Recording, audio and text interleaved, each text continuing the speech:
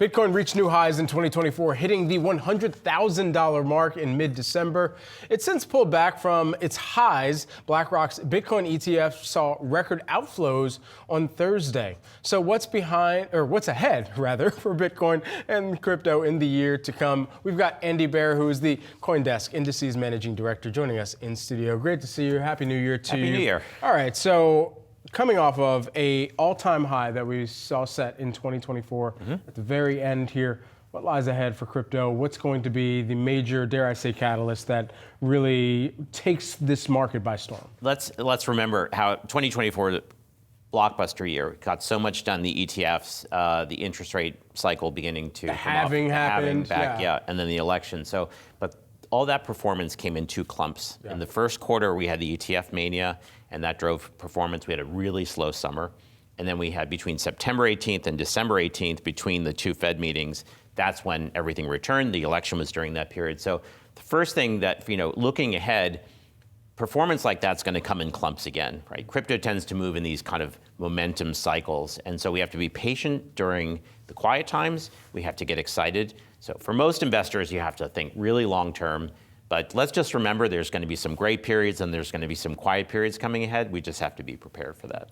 Talk to me about this question of froth in the market, and I know you're already laughing, but so many of the investors we talk to say once Bitcoin hits 150, 200K, that's an indication that we're about to have a market sell-off because there's just way too much risk appetite. How do you rate that call? Today is the 16th anniversary of the Genesis block. So January 3rd, 2009. So we have a very young asset class here. And we have these four areas of adoption momentum that started to get traction last year. We have sovereign, right, for strategic reserves. Yeah. We have corporate, right, with pitches being made to Microsoft. We have institutional. We still don't have a broad pension fund or insurance company holdings, of Bitcoin. We have an advisory and retail, which we've had some retail, but advisory is still early stages. So the adoption momentum, when you think ahead, is just getting off to a start. And the dialogue change between this time last year and today has been huge. So you can't really look at Bitcoin and think of it as something that has a valuation cycle like a 500-year-old asset. It's still brand new. Adoption momentum for Bitcoin is going to do two things. It's going to continue to support a medium to long-term price, and it'll also, over time, we believe, help to dampen volatility. What are the keys to regulation that need to come forward, even after we saw the broader crypto landscape really kind of cheer some of the cabinet picks from President Trump, President-elect Trump? So for Bitcoin, doesn't really need that much more, right? We have pretty solid CFTC regulatory framework, futures, ETFs, options on ETFs. Really all you need more is for people to get on board and to get educated. For the rest of the market, think about stable coins, right? There's 200 billion of stable coins right now in total, value locked.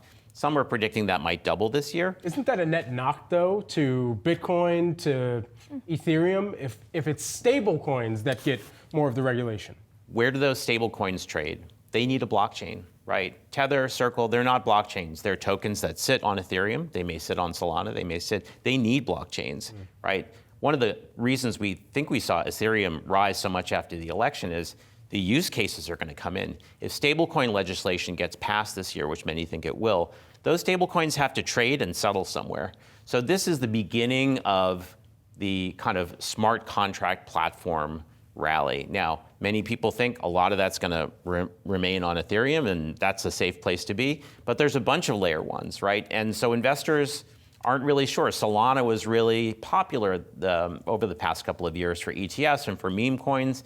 That did a lot better. So investors have to think about where all of these things are going to trade, what kind of tokens and projects are going to support them, what's going to happen in DeFi with Uniswap and Chainlink. There's just a lot of things. And the last time we were on, we were talking about how Ripple and Stellar were taking off after the election. So right now, investors have a conundrum.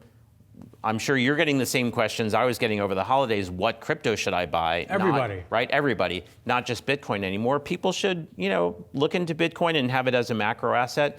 The rest, it's a pretty complicated picture. We just know growth is ahead. As an indexer, of course, we like CoinDesk 20, which was up 88% last year, over 20 tokens. But the top winners there were ones that very few people had on their bingo cards, right? Very few people thought that Ripple would be the #1 performer last year. So it's going to be hard to plot exactly. Token picking and timing are going to be difficult, but with the regulatory tailwinds and the adoption momentum, we think the whole space is going to do super well. Final 30 seconds. These outflows in the BlackRock Bitcoin ETF, 300 million pulled on Thursday, the most since the launch.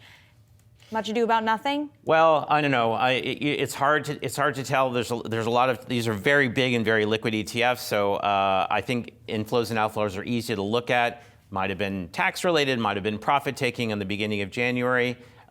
Who knows? And a lot of these ETFs are used in arbitrage strategies versus futures. They're not just necessarily buy and hold. I tend to maybe to get a little bit nervous about day-to-day inflows and outflows.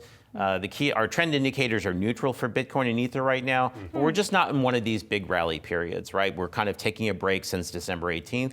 During the next momentum rally, we'll see what happens, but we're pretty sure it's going to be a broad rally. All right, Andy, optimism. Thank you so much for Thanks. bringing that to us. We appreciate it.